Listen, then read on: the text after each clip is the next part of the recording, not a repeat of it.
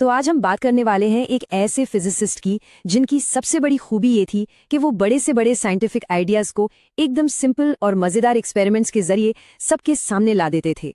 जी हाँ, हम बात कर रहे हैं लियों फूको की। अच्छा, इनकी कहानी शुरू होती है बड़े ही दिलचस्प तरीके से। दरअसल फूको तो मेडिसिन की पढ़ाई कर रहे थे, मतलब डॉक्टर बनने वाले थे, लेकिन उन्हें खून देखने से बहुत डर लगता था। तो इसी डर की वजह से उन्होंने डॉक्टरी छोड़ दी और फिजिक्स की दुनिया में आ गए।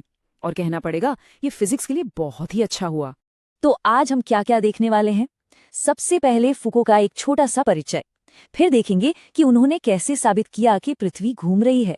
इसके बाद प्रकाश की रफ्तार की खोज पर बात करेंगे और फिर उनके कुछ और अनोखे आविष्कारों और तकनीकों को समझेंगे। और आखिर में इस बात पर गौर करेंगे कि एक्सपेरिमेंट के जरिए साइंस को कैसे समझा जा सकता है। चलिए, सबसे पहले बात करते हैं उनके सबसे फेमस काम की। देखिए, उस जमाने में सब जानते तो थे कि पृथ्वी घूमती है, लेकिन सवाल ये था कि इसे सीधे सीधे साबित कैसे किया जाए। मतलब कोई ऐसा तरीका हो जो आंखों के सामने दिखे। बस इसी प्रॉब्लम को सुलझाया फूको ने। तो सवाल यही था कि कोई ये कैसे दिखा सकता है कि हम जिस जमीन पर खड़े हैं वो असल में घूम रही है। इसी बड़े सवाल का जवाब देने के लिए फूको ने 1851 में एक, कह सकते हैं, बहुत ही सरल लेकिन उतना ही शानदार एक्सपेरिमेंट तैयार किया। और ये एक्सपेरिमेंट था क्या, जिसे हम फूको पेंडुलम के नाम से जानते हैं। देखिए, इसमें किया क्या गया। एक बहुत भारी सी गेंद को एक लंबी रस्सी से ऊंची छत से लटका दिया, फिर उसे बस एक सीधी लाइन में झूलने के लिए छोड़ दिया और बस इंतजार करना था और देखना था कि होता क्या है। सेटअप तो एकदम सिंपल था, लेकिन जो नतीजा निकला वो कमाल का था। इस एक्सपेरिमेंट ने पूरे यूरोप और अमेरिका में धूम मचा दी थी। तो हुआ क्या, लोगों ने देखा कि पेंडुलम की झूलने की दिशा धीरे धीरे बदल रही है। पर मजे की बात यह है कि असल में पेंडुलम की दिशा नहीं बदल रही थी। वो तो अपनी सीधी लाइन में ही झूल रहा था, बल्कि उसके नीचे का फर्श यानी हमारी पूरी की पूरी पृथ्वी ही घूम रही थी। मतलब हमें लगता है कि पेंडुलम घूम रहा है, पर असलियत ये है कि हम खुद घूम रहे हैं। और देखिए, फूको यही नहीं रुके। मतलब एक सबूत दे दिया, बात खत्म नहीं। उन्होंने एक और डिवाइस बनाया जिसे उन्होंने नाम दिया जाइरोस्कोप। ये भी पृथ्वी के घूमने का एक और सबूत था। ये भी पेंडुलम वाले ही प्रिंसिपल पर काम करता था, बस ये साइज में बहुत छोटा और कॉम्पैक्ट था। इससे उनकी सोच का पता चलता है कि वो एक ही प्रॉब्लम को अलग अलग तरीकों से हल करने में यकीन रखते थे। अच्छा, तो पृथ्वी का घूमना तो साबित हो गया। अब चलते हैं फूको के एक और बड़े कारनामे की तरफ। इस बार उन्होंने हाथ डाला एक बहुत बड़े सवाल पर, और वो था प्रकाश यानी लाइट की स्पीड और उसका नेचर। अब देखिए, 19वीं सदी में साइंटिस्ट के बीच एक बहुत बड़ी बहस चल रही थी कि लाइट आखिर है क्या। क्या वो छोटे छोटे कणों, मतलब पार्टिकल्स से बनी है, या फिर वो एक तरंग यानी वेव है। तो फूको ने सोचा क्यों ना इस बहस को एक एक्सपेरिमेंट से ही सुलझाया जाए। और इसके लिए उन्होंने एक घूमने वाले शीशे का इस्तेमाल करके एक सेटअप तैयार किया, जिसका मकसद था लाइट की स्पीड को बहुत ही सटीक तरीके से नापना। उनके एक्सपेरिमेंट से एक बहुत ही सीधी और साफ बात सामने आई। उन्होंने लाइट की स्पीड को हवा में नापा और फिर पानी में नापा, और पता चला कि लाइट हवा के मुकाबले पानी में धीमी चलती है। अब ये नतीजा छोटा मोटा नहीं था, ये एक बहुत बड़ा सबूत था इस बात का कि लाइट एक तरंग यानी वेव की तरह बर्ताव करती है, पार्टिकल की तरह नहीं। सोचिए जरा, एक टेबल पर किए गए एक्सपेरिमेंट के नतीजे ने एक ऐसी बहस को सुलझाने में मदद की जो 100 साल से भी ज्यादा समय से चली आ रही थी।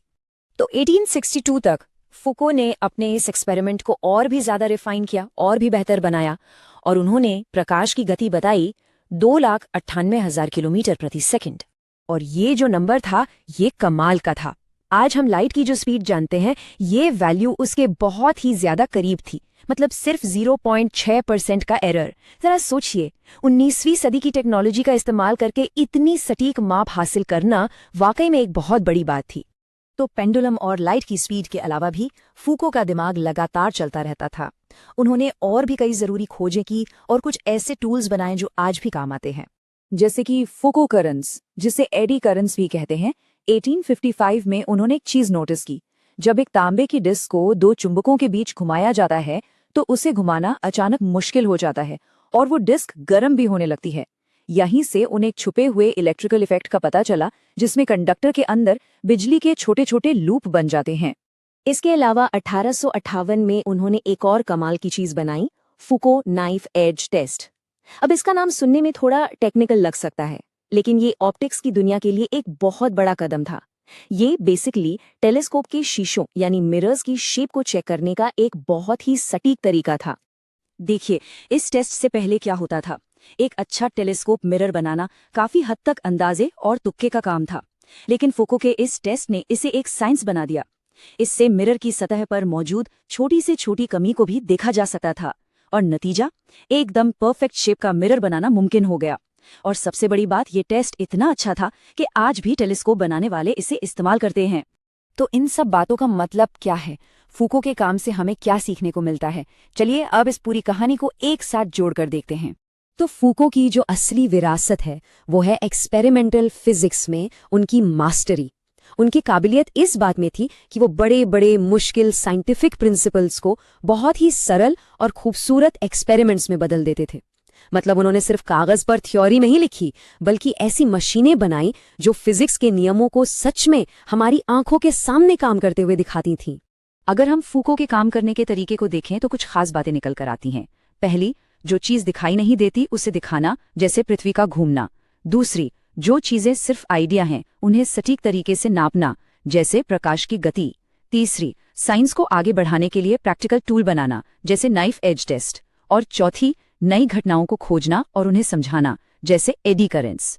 तो अंत में एक सवाल छोड़ जाते हैं, अगर किसी को फिजिक्स का कोई बड़ा नियम सिर्फ घर में मिलने वाली आम चीजों से साबित करना हो तो वो कौन सा नियम होगा और उसे कैसे दिखाया जाएगा? ये सवाल ही लियोन फूको की असली काबिलियत को दिखाता है। वो एक ऐसे साइंटिस्ट थे जो एक झूठते हुए वजन और एक घूमते हुए आईने जैसी मामूली चीजों में भी पूरे यूनिवर्स के बड़े बड़े राज देख सकते थे।